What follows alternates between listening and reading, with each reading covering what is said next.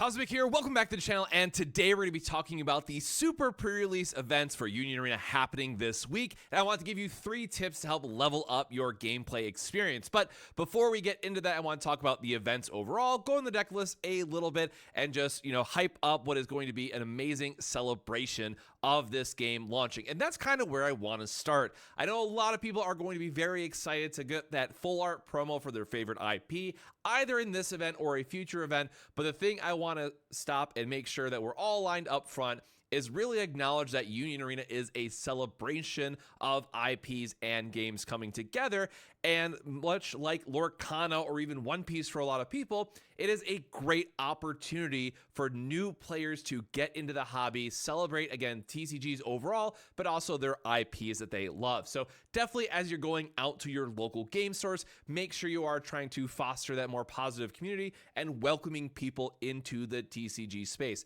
I have heard already quite a few people who are maybe brand new to card games or maybe only played one other card game. They're like, hey, I really am excited for JJK. I'm going to buy some cards and show up to the shop because there are some really sweet promos to look forward to as well that we got a quick look at, but more on that later. Now, yes, the other part I want to talk about up front is I know that some people are really bummed out that their stores did not sign up in time for these super pre-release events. And you might be thinking, man, I am never going to be able to get my Kurapika or Ichigo.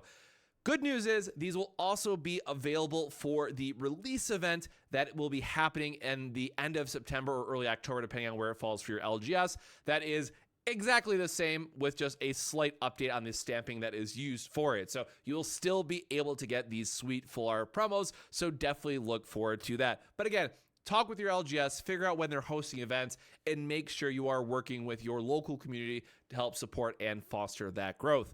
But the most important thing that I want to acknowledge up front, and maybe before I even get into the actual tips of it, if you want to get ready for this game, go download the tutorial app. Now, yes, if you see my other videos, we did talk about a lot how on the website under the About tab, there's also a online version. However, it doesn't have both starter decks. It only has the Hunter x Hunter starter deck, which if that's what you're looking to play, by all means that works. But if you want to see the list for both and get a feel for how both decks want to be playing, the app is the best way to do this. And I really want to, stress that from a overall play experience, Union Arena is quite different. So I would just recommend everyone going through, and yes, look, it is, if you're especially a veteran of card games, you might be thinking, oh my God, this early tutorial is so boring. Here's what energy means. Here's how I play a card. Just get through that. Just trust me and go to the free play battles. And while the AI isn't the best, admittedly, it is serviceable enough that you can get an idea of how the gameplays are going to go because it is a 2 starter decks kind of battling against one another. So maybe you're on the fence. Maybe you love Hunter x Hunter and Bleach, or admittedly, like a lot of stores will probably be doing and just doing completely random draw. Maybe you don't get your favorite deck, but you want to know how to play both just so you enjoy the experience more and have a better shot of winning that promo. Then definitely, again, go check out the app, download it. It is going to be kind of the best entry point into what to expect from the game itself. Now, yes, we do have the 2 starter decks that are available from the tutorial app, as I just mentioned, that you can get an idea of kind of what to expect as you open up these boxes. Now, the thing I do got to say, I am going to talk about both of these lists. I'm not going to get too much into a deck building video because I've already covered that, so I definitely recommend going to check that out because I spent a lot of time working on that video. So definitely, please, if you want to know more about deck building in Union Arena and kind of what to expect and where a lot of my thoughts are going to be coming from, that video you should definitely go check out. But at least side by side, when I look at what was available in terms of, okay, what is going to be upgraded from the starter decks into the main set and what's going to be important, the Hunter x Hunter deck is just flat out the better value. Now, again, in the main set, I want to be very clear that Purple Bleach is one of, if not the best decks that we're going to be having for a while in the starter format of like the first 6 that we get. Obviously, Blue JJK is also very, very strong, but I really want to stress that, yes, you might have a little bit worse of a play experience for what I'm going to be talking about as we come up into the individual cards, but Bleach is a powerhouse in the main set when it gets to its full power, so do please keep that in mind. However, from an overall, which deck do I think is kind of better and what gives you just better value for what other stuff you want to be kind of building into, it is definitely Hunter x Hunter. Now, that said, again, at the end of the day, you're probably just playing whatever's your favorite IP, right? You either love Hunter x Hunter or you love Bleach, or maybe you love both. You buy both. That's totally fine too, right? But for at least me and kind of what I'm looking forward to, other than just I have to build everything because I want to do videos, from a play style, I really do love Green Hunter x Hunter, where Bleach is just more of your good mid-range tempo removal style. So there is definitely some kind of player expression that definitely goes into this equation overall. That's not just like a tier list, which we'll get into tier list way down the road. I already did one in that previous video I talked about, but we'll update it once we know what changes are coming. But overall, it's still going to be very, very strong. Now, again, I mentioned this in the deck building video, so I'm not going to go over every single card that is available, but keep in mind, both the decks have their final triggers. Both the decks have their special triggers. Both the decks have their 1/1 double energy bouncer, right? One deck has the zero draw filter that is so important for Green Hunter x Hunter that we get in the full set, right? There is going to be a ton of similarities between these decks because of how Union Arena fundamentally works from a design standpoint, and because there isn't any IP mixing or anything like that. Every color and every IP needs to have its final triggers. Every color and every IP needs to have its special triggers that goes with the raid target that you're going to be playing, right? So definitely keep that in mind. And there's going to be some little bits of variation that not every color, if I remember correctly, has the 1/1 bounce, but most do for if they have a higher energy requirement. So with that out of the way, I wanted to take a minute and just talk about kind of the key cards from each of these starter decks and what to expect. And yes, I am using the full art version here because the other thing I wanted to stress of when you're looking at Bleach from what's a starter deck exclusive versus what's going to be used in the the full set, unfortunately both of these SRs are not really used. You might see it as like a one of just because they want an extra raid target, but I would not be upset if I don't get these SRs for the main set. However, you do need your 1/1 filter, and you do absolutely need 4 of this Ichigo that does come in the starter deck or as a promo.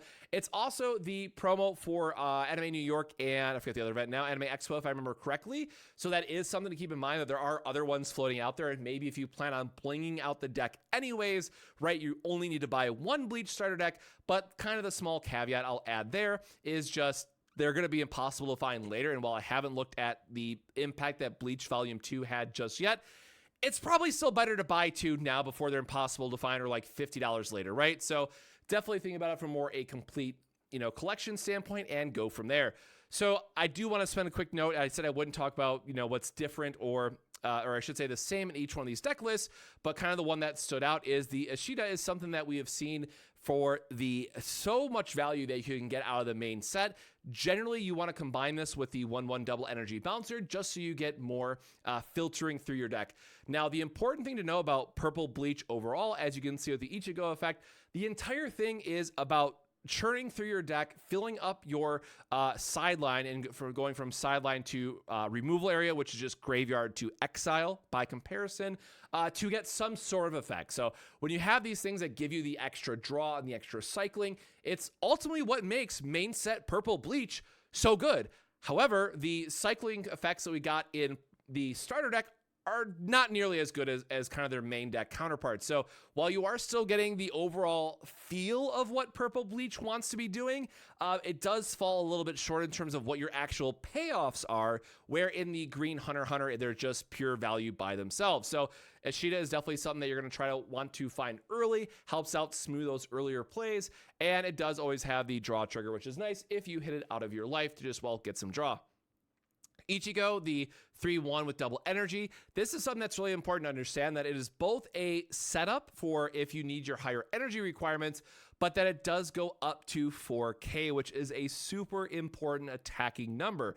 And the reason why I really want to stress this is kind of one of the tips that I'm going to mention later on in the video, is that this is something that very often you're going to want to play into your energy line, even if you have enough energy to promote forward as a blocker, because things come into play rested, and then on your next turn during the movement phase you promote it and now have a 4K attacker that your opponent couldn't use their removal on because it was safe in the energy line. Now, in the future, I think JJK and a couple other sets have done it where your energy line can be targeted, but it is very rare to do so with the current sets that we're going to be having. So keep in mind that your backline is going to be more of your kind of safe spot. Then we get into our Ichigo raid, which does have the 4 removal for Impact 1. this is just your game ender. It is a little bit of a bummer that you have to keep burning through your resources to make sure that you consistently get that impact. But another thing that you'll find time and time again is it's just having a 4K attacker is good enough the vast majority of the time. So getting that impact is just going to give you that last couple points of damage, which is really how you're going to be closing out the games more often than not if you don't just get super far ahead. That's the other thing I will say overall is that Union Arena, if you get caught up in trying to play it the wrong way, like if you try to be very aggressive with green, you are just going to lose flat out due to tempo, because you do have to sacrifice those early turns to get your energy line kind of built up before you can start making those plays. So if you are maybe not as experienced of a player, your opponent can definitely take advantage for that, and you'll feel a lot weaker, or you'll feel that Hunter x Hunter is a lot weaker of an archetype because of that. But that said, sometimes just a 4K body is really good. And then the other one that kind of really hurts is Renji, which is a 5 energy, 2 action point. And 2 action point is a lot in this game. When you start to see some of the other decks and people get their main stuff built out, 2 action points, it's gotta be something really good. Like, it's gotta be guaranteed having a high impact when it does its thing. And unfortunately, this is when played, it just loses 3K. So yes, 3K is a decent burn value in here, and it is a 4K attacker, but this is definitely something you'd rather see either on a raid body or something that can hit 4K to remove your opponent's key threats. So, you know, for just an overall, what is just the top end of this, it's definitely going to be these first two, where your SRs are really just trying to close out the game, but are definitely leave a little bit to be desired. But in terms of noteworthy cards and how they're going to expand your play experience and kind of look forward to what to try to win the game with in the SPR, it is going to be pretty limited to these. Now, however, when we get into Hunter x Hunter, there is a lot to talk about. And I promise this is not just because I am biased and I am playing a Kurapika deck, but just pound for pound, yes, it does have a higher energy requirement, but once you get that online, you will be so far ahead of your Bleach opponent. Kurapika, it does require the 6 energy, but in the mirror match, or I should say in the SPR match specifically, you'll notice that Bleach has a really hard time getting to 4K. They have a really nice 3K double blocker, but spoiler, all the cards that we want to attack with are going to have 3K or more. So much like the other Ichigo that we saw, the 3-1 double energy, this is something that is just totally fine to play to the back line, get your double energy, and only promote it when it's either going to trade against the board in terms of you're going to be able to remove one of their guys, or you know that it's going to be getting to 4K and you're just pushing the damage anyways. We have the 3-1 Gone, which gets impact, and this is going to be a reoccurring theme you'll notice very, very quickly. We want cards that are going to close out the game, especially in a format that does not have all 4 final triggers. That means it is going to be insanely rare for your opponent to hit that final trigger on their last life. So impact is extremely, extremely valuable in specifically the SPR format. It's good anyways, and there is ways to get impact negate in the main set, but it is certainly at an elevated premium with the SPR format. So Gone, we do have multiple ways to actually get that 4K requirement. So that's not something that's going to be difficult to get. And plus, we just want more raid fodder for Gone anyways, both in this deck and also in the main set Gone and Friends style of deck, whatever the archetype name is that we're going to end up giving it. And then Hisoka, this one is maybe not as good because it does cost 6 energy. And this is the one thing I'll say, especially for if you have the time to play the tutorial app, knowing how to get 6 energy in this deck is by far and away probably the biggest skill check that we have in the SPR format in terms of knowing when to use your Setosa's effect to get the double energy and then burn him and getting your Hisokos online that way. So definitely keep in mind, it does cost 2 action points, which is really difficult as well. But when you have that guaranteed 5K body that your opponent is going to have extremely, extremely hard time to interact with in the SPR format, as well as just threatening the double damage. Now, again, you should never get double damage with this guy. It's literally just the impact, but a 5K wall is going to be extremely difficult for your Bleach opponent to answer when they still have to take care of your other 4Ks on top of it.